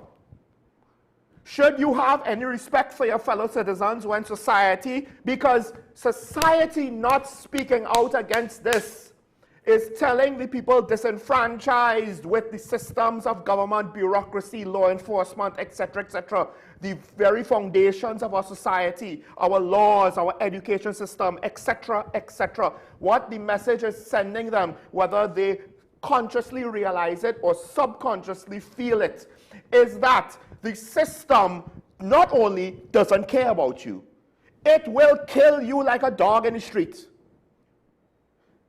And subsequently, whether consciously or unconsciously, they're going to ask, why should I care about the country and about the rest of you?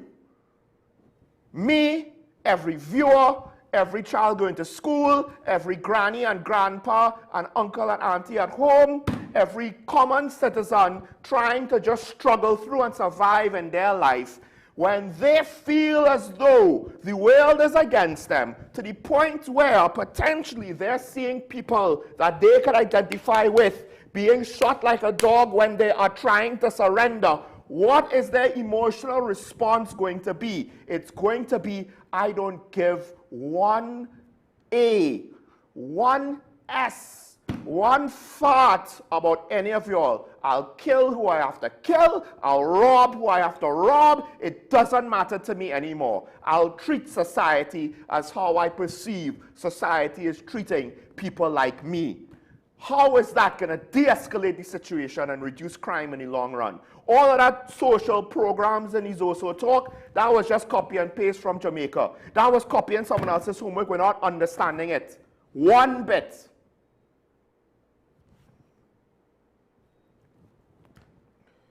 You need expensive body cameras because you need high quality body cameras. Then you need hard drive space to store vast amounts of video and audio data for long periods of time, and the amount of storage will perpetually be growing, because this is supposed to be used as evidence in a court of law when necessary. So it needs to be high quality. So forgive me if I find that the Commissioner and the Minister of Homeland Security wanting to utilize technology on the cheap is beyond the pale for me.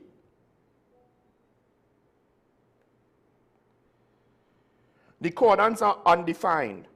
It requires the discretion of police officers in order for people who have legitimate reasons of needing to leave the areas for whatever reason, medical emergency, requirements of work, whatever.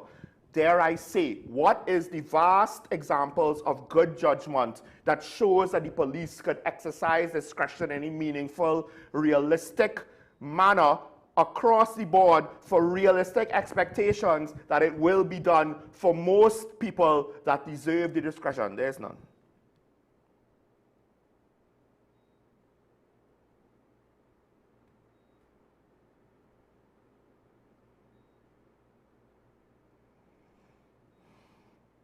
I mean, let's put up the comment. We got the footage, so I'll put it up. Shouting out to the origin of the footage. I don't know why PNM is dead. I don't know what. I mean, yes, on some level, the PNM, they help perpetuate the environment of the police service. But it's been 8 months. And we have this interesting minister-commissioner combination that apparently does not actually understand any sort of strategic thinking. They only think tactically. Well, the minister only thinks tactically, as though he's a police officer in the field, not as a minister. And the commissioner, I don't know what he's thinking. He's thinking, photo opportunity. I don't know what he's thinking. He's thinking how to ensure that the rest of the executive doesn't stab him in the back, because I guess it's more important for him to keep his job than to do his job. Maybe, I don't know. That generally is the politics within the police service. More consideration giving on how to keep your job and get promoted than actually doing a good job. There's a reason why really good police officers seemingly don't go past the rank of acting assistant superintendent of police.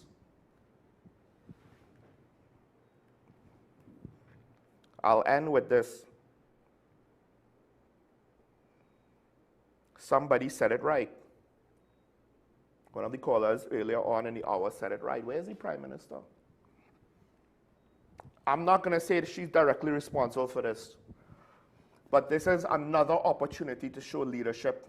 This is another opportunity to try to manage expectations. This is another opportunity to try to show that, yes, I am committed for everyone to win. But I guess it's more important to empty the matic.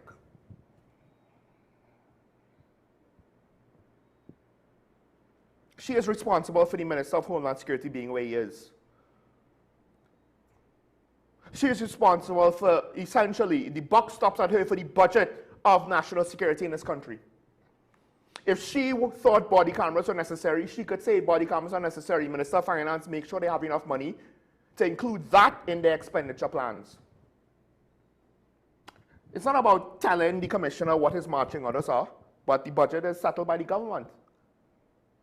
But I guess body cameras are not a priority.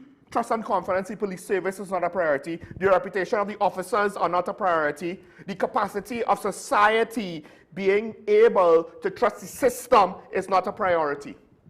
Where is the strategic thinking in our leaders? Yes, the PNM also committed these sins. The whole point was to get someone to fix things, not perpetuate things. It's not directly her fault, right? She doesn't have day-to-day control over the police service. But heavy is the head that wears the crown. I said this about the PNM for just about all 4 years that Talking Point was on air, 4 to 5 years, that we were on air, and that the PNM was in charge of the government. If you sit in the big seat, the responsibility falls on you. Congratulations, you took the big chair from the PNM. Now you have to deal with the responsibility. At this point, for certain issues, there's no more blame the PNM. There's no more blame the PNM. You had a budget, you had the capacity to select a Commissioner of Police, if my memory serves correct. You had the capacity to select a Minister of Homeland Security. You had time in order, if necessary, to change laws. You had enough time to put enough things in place where this situation would not exist in the manner that it exists today. So let me end with that and reiterate a previous point. Everyone that's silent on this issue essentially condones it. It might be unintentional, but that's what it is. So that means the silent population. That means the silent police officers. You just want to go with not having body cameras because it suits you, because you don't want one more potential source of why did you slap the cell phone out of that man's hands, because you want to do whatever you want to do. And for the police officers who are professional, who are courteous, who do have a sense of duty, who try to do the right thing, who do their job every day and keep the system running, you cannot stay silent and have an expectation of being perceived as innocent in all this any longer. You can't. You're happy to let the public say, hey, them is the bad ones. I might be one of the good ones, so don't blame me. Yeah, but where were you when it's time to speak out on issues? Where's the Social and Welfare Association? Is it just another union that's only concerned about your money? Because I ain't gonna lie, I feel as though I'm more concerned about your work environment, safety, operational tempo, and what that does for the health of officers than some of the public speakers of the police service. I've gone on the record to say, hey, are the police overworked? From since COVID on to now, there hasn't been a year where I haven't shared that concern. As we go into Carnival, once again, now we have Zosos. The system is broken. The foundations of the system is no good. And instead of trying to fix the house from the ground up so that it could last for I don't know however many decades that we need to last moving forward, no, what we're doing is we're just trying to put band-aids on cracks in foundational support columns and somehow expecting things to get better. Things like this will potentially make crime worse. It might be an indirect effect over time, but it will happen. It will make crime worse on top of other things, on top of further eroding our society, on top of further eroding the social contract upon which we all depend upon in order to not inflict violence on each other. Because it is very easy for any random person in the street to violently attack any other person. We don't do it because there's a social contract, an expectation that we will try not to be violent against each other. But when the authorities, the people at the top, either break that contract or willfully turn a blind eye to its breakage, like anything else, people will see that and say, why do I even bother? This is where I live. This is my home. I have not lived anywhere else in my lifetime. I have had friends from other countries. I have never met them in person. I have only traveled very select times, and it has almost always, ironically, been to, in a small capacity, represent my country.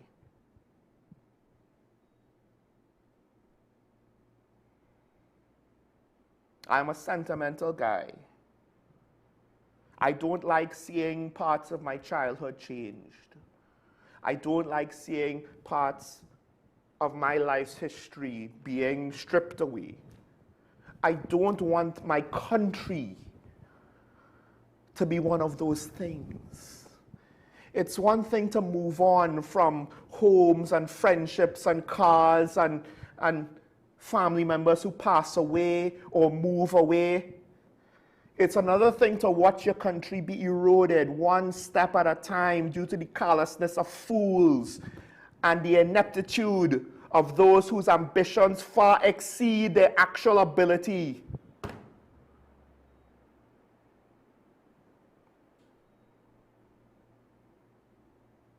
What country do we want to live in? Why do you think that the politicians are going to lead us there?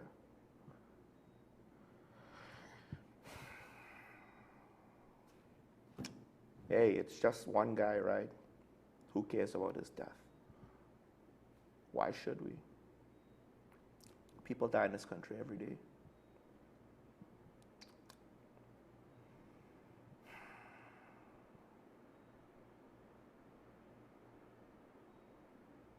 Well, stay safe and be grateful. We're still breathing. There are a lot who aren't.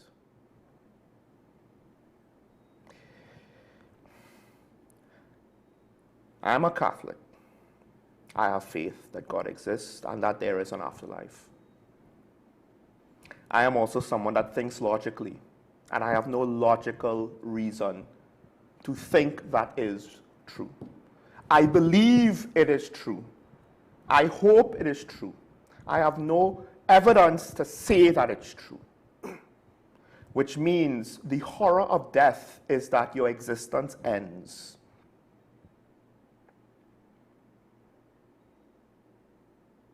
And everything that you are becomes nothing. Now tell me, does running from the police lead to one's existence to be over? They deserve that.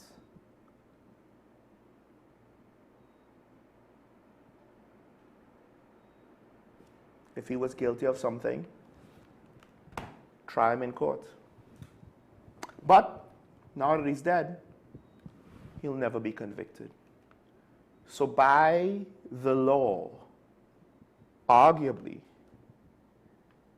he was an innocent man, because they can't even tell us what he is suspected of or what he did wrong to lead him to be a person of interest to then run from the police. Same thing happened to Euler. But hey, that's the price when you leave precedents and you don't get resolutions and you tolerate the nonsense. It will come back again and bite you in the you-know-where again. But we all believe it won't happen to us until it does. And then I wonder, if you were silent on it now, would you be asking me and others who spoke today to speak in your defense then? It might be too late then. The country might be beyond saving then. Not beyond deserving to be saved, beyond the capacity to be saved, the ability to be saved. And then who knows what we will be then. Stay safe. Do your best. Beware.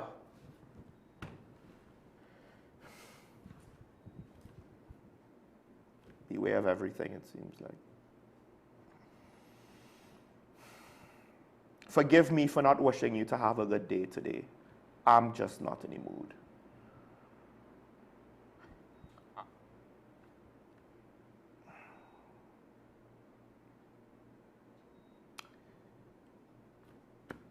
We'll see you tomorrow. We should have the ASP on tomorrow. We'll see you tomorrow. We're all living. Bye-bye. Hands up! Hands up! Don't shoot! Hands up! Don't shoot! Hands up! Don't shoot! Hands up! Don't shoot! Hands up! Don't shoot! Hands up! Don't shoot! Hands up! Don't shoot! Hands up! Don't shoot! Hands up! Don't shoot! Hands up! Don't shoot! Hands up! Don't shoot! Hands up! Don't shoot! Hands up! Don't shoot! Hands up! Don't shoot!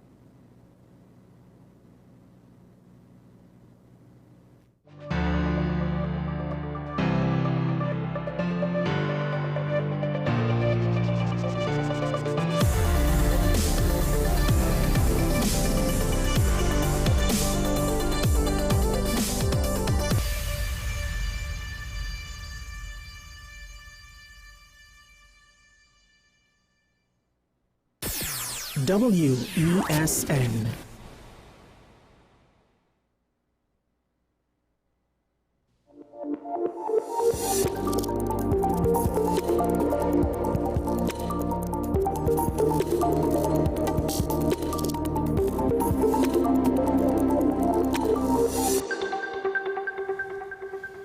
Hello everybody, this is 10 Questions. I'm Andy Johnson. Good to stay with us here at WESN. Well, let's just tell you this.